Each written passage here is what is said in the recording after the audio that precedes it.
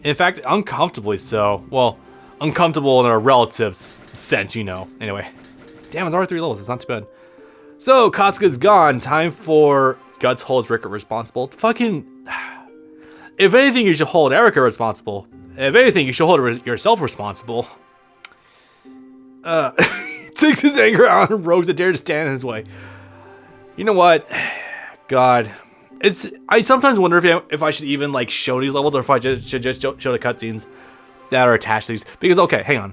If you go over to here to events, you get straight up cutscenes that do actually play out for the whole story. Like, I'm not even kidding about that.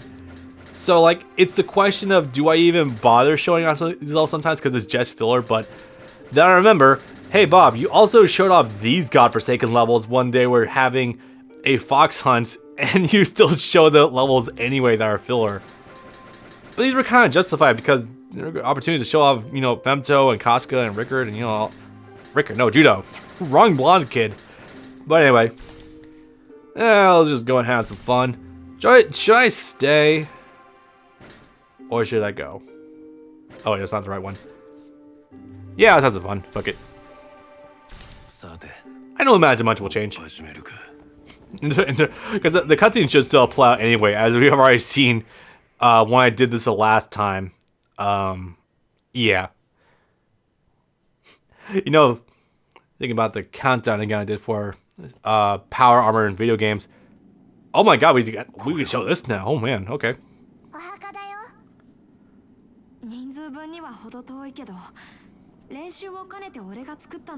Hey, making 1,000 blades is very good practice. Yes, Rickert. You know, when I do the math and think about it, like 2 years, there's like 364 days in a year, right? Or at least 364.25, but let's not count the decimal point. That's about 730, no. What would that be? What was that number? Check out to? It's like 728. So that was probably about 700 blades. If he made a blade every single day, that's like 700 plus swords right here. So, yeah. Nowhere near the amount of blades my ass. By the way, yes, this area does become very important later. So, you know, whatever. Anyway. As usual, gonna use that as an opportunity to buy more materials for upgrading purposes later. Hell yeah. Ooh, 2 jet ones. Fuck yes. Let's go ahead and rock. You know, I still have... God, how long have I been working on this countdown for? So I'm still working on top 15 super weapons in video games. And I'm just thinking to myself, man, the more I do look back on Berserk Armored Guts, the more my opinions on him still get better and better. I don't know if I put the magically imbued power suit as #1, like over even like fucking the power suit that Samus has in Metroid, but I gotta say, it definitely comes a bit close. Like these days, I would definitely put it over like the Doomslayer armor and probably even Commander Shepard's N1 armor, maybe. Yeah, likely. I keep thinking about that countdown because it's like, damn, that might have been like one of the best videos I've actually done to date, even outside of like Storm Ultimate moves ranked. Also, I am writing the one for Storm 2. It's just taking a little bit because there's a lot more ultimates to get through, and that script writing has been a bit gnarly. So yeah, it's like when you have 48 entries, how do you really begin to like dissect that? Like, what ratios do you want to go for? Is what I'm trying to say. Like, it really doing YouTube videos, I realize really challenges like your sense of like production, like how you go about doing things in terms of like script writing, editing, how you do like you record them. It really like puts you through your paces when you are literally your own director, because like you have no one to answer to really but yourself. I don't know, maybe that's just me and I'm being a little more self-reflective now. I'm a bit of an older man, but that's just a general point I've been noticing. And or doing it at all, period, because I have clearly not been doing that recently. Oops. Then again, I think I've deserved a little bit of break from Storm 1 Ultimates ranks because 30 entries, holy crap, that took forever. 31 actually, right, because of Hinata's altered Ultimate, right. Alright, let's see.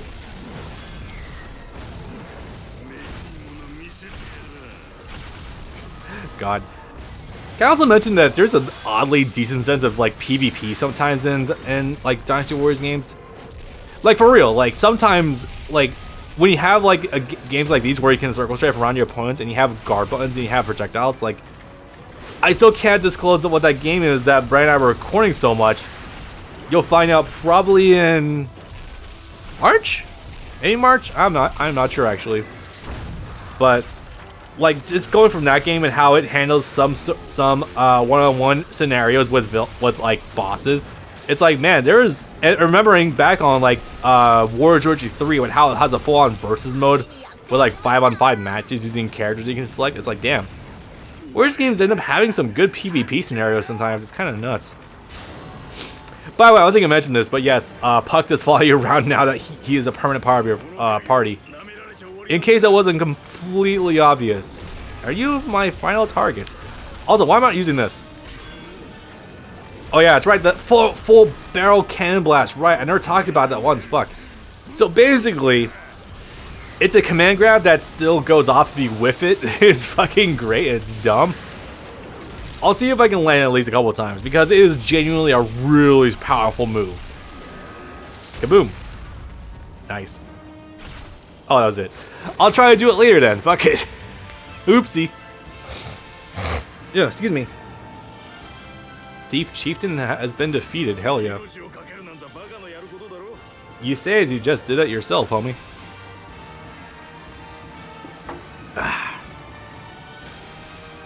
Also, quick shout out to the fact that I'm recording this game for the first time on my new comfortable as hell futon. It's really great. It's amazing. Oh, please tell me it's not the actual end of the fucking level. Like, we still got a cutscene to go through. Hopefully. Otherwise, I might have to do level over again. No, thank you. There we go. It only took a good scolding from an old man, but now he realizes he was sorry. Also, no one mentions about the fact that Rickard is still another surviving member of the Band of Hawk. We only talk about Casca in this context. Remember, Rickard's a good boy. He was a Band of the Hawk member. Even if he was a junior, he was still one of them. Fucking hell. Anyways, it's really nice. I wonder if we do... No, we do show it. So the mine happens to actually have been apparently an elf den once upon a time? Question mark? Basically what that means is like it's a magical area, so that way like apparently wandering ghosts can invade. At least like I'm pretty sure apostles could still enter obviously, but like the random wandering spirits that usually haunt guts, they can't get in there, so that's kind of cool. Or if I can't wait, I just saw a full fucking mistranslation in there. I gotta remind myself, I am deep enough in this game that it was probably never intended for an English-speaking audience to get here, so there's gonna be a lot more misspellings. That was weirdly textured fur. Okay. It's getting bigger, huh? Originally, it was just like literally like floating liquid. Now it's a beefy boy. Obviously, the Beast of Darkness is covered a lot more in the Berserk PS2 game. Be sure to watch that Let's Play of mine for more information on that little shebang. But yeah, that reminds me, speaking of past Berserk games I did, I need to eventually look back into the Dreamcast emulator because that's a good-ass console. Yes, because he came back.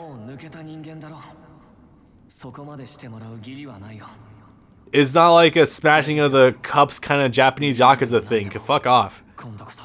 Plus, Guts, I don't even know why you're imagining Judo like this with your guilt, because he was the supportive one.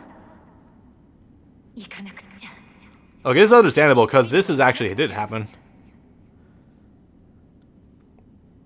Like, in terms of Guts contemplating if he should even leave the Band of Hawk to begin with.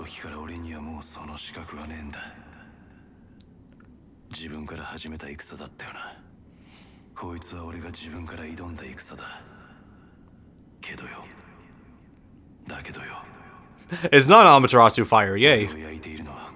Or for another Dark Souls reference, it's not just humanity burning inside of him. Oh. Okay.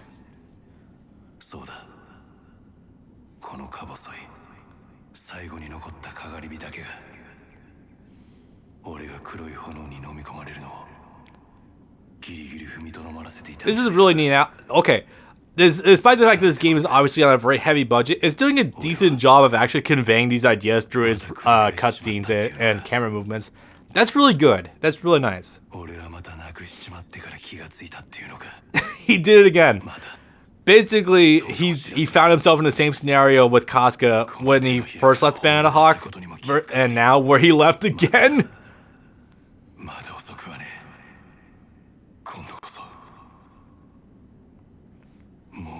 One could say that Guts has found his conviction through this turn of events. Hey, name drop. So, yeah, this has been a massive... Cracks in the Blade is literally a giant character shit for Guts. It's actually probably one of the most important scenes in the entire series, not gonna lie. Like, up there with the eclipse itself, with Griffith being resurrected, with Guts and Griffith fighting each other before he left. Like, obviously among all of those, it's still probably one of the most important scenes in here because it's not only does it pull Guts back from completely just abandoning humanity and just going on a rampage, killing like demons forever, obviously, but it's also reaffirmed his wanting to bring Casca back and keep her safe because obviously, A, love of his life, B, there might be a way to cure her, maybe, possibly, and then, like, just not really forsake the demon slaying, but really put on a back burner for this, like just a kind of comfortable life. And then Griffith would come back and fully usurp that idea. So, you know, details. Okay.